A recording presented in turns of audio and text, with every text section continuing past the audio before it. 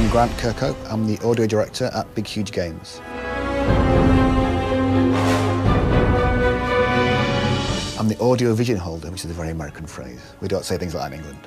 I'm the guy that kind of has to have the overview of how I think the game should sound in its entirety, which that involves everything from voiceover to sound effects to music to the whole thing. I kind of come up with that general scope.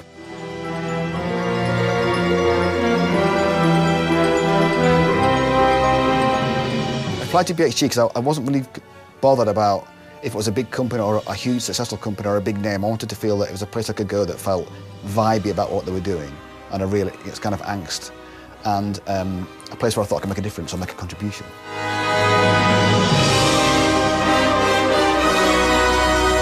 My career to date has been, I've had quite a lot of broad appeal games like Banjo-Kazooie and Donkey Kong and those kind of games. But I've never had to write anything musically, certainly, on the scope of this game. You know, it's a very overblown, gigantic world, and I have to make sure that the music and the sound effects match up to that.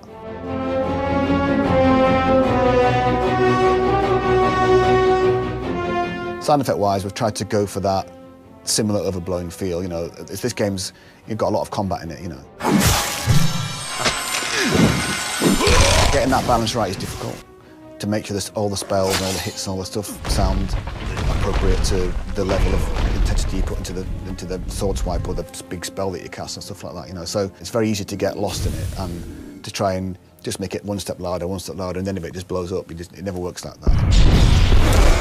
A bad sound design can murder a game, absolutely kill it. If you've got a repetitive noise like a footstep or something like that that is absolutely awful, it will drive people mad, and they won't want to play it for that reason. It's a really kind of juggling act to try and get a sound that is obtrusive enough that it's all right, but not too obtrusive that it gets on your nerves, all that kind of stuff, that kind of mixing of it all and playing with it and turning it up and down, and it's all about attention to detail and taking little small increments and little steps to build up this kind of big soundscape that works.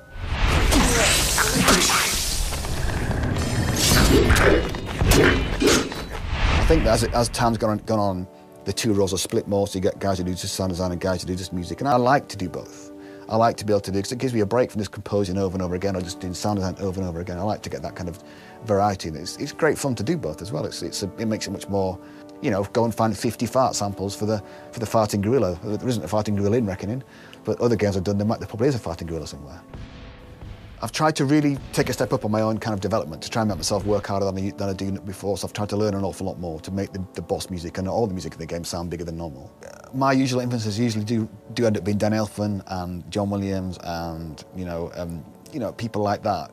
That's the kind of people that I aspire to. I would probably lean more towards John Williams at the moment. I think John Williams can be easily overlooked because people think, oh, he writes those tunes like E.T. and all that kind of stuff, But if you listen to his music for his fight sequences or anything else, it's tremendous. It's massively chromatic. It's very complicated. It's all over the place. It's not easy to keep up with what he's doing, because he's so good at that. But when it comes to the big tune, he's right on the money with it, So I have tried in my own small way to do something like that, and I'd like to think that it sounds a bit different to other people's games. I've tried to be different with our game. It's very dark, there's lots of big sequences that are just complete minor chord after minor chord after minor chord. It doesn't change. There's very little major chordness in a lot of the levels. In one of the particular regions, it's just major chords strung together, major triads, and that's just to make it sound different.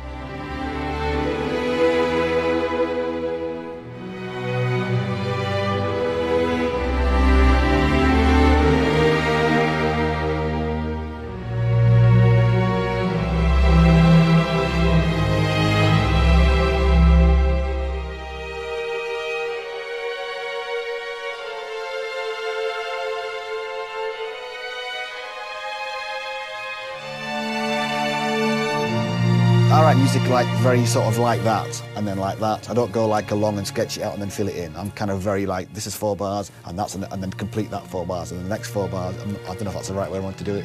It might be, I don't know. Every composer's probably going, oh my God, he's terrible.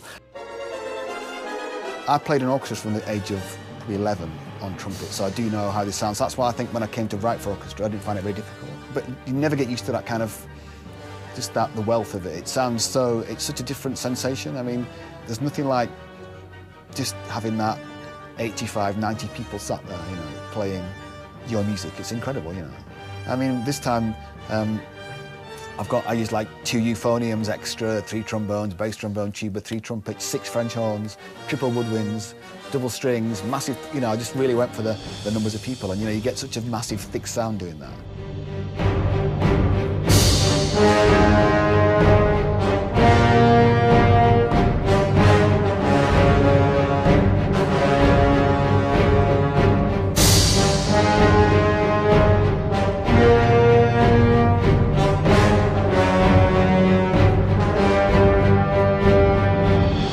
We really believe in it a lot. There's a lot of love for the game.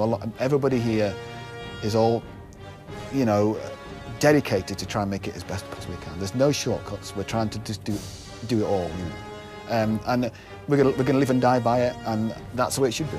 You know, there's no hedging your bets here. It's absolutely, it's all or nothing. We're trying to marry it all together in this big, fantastic package, and I really think we've done it, you know.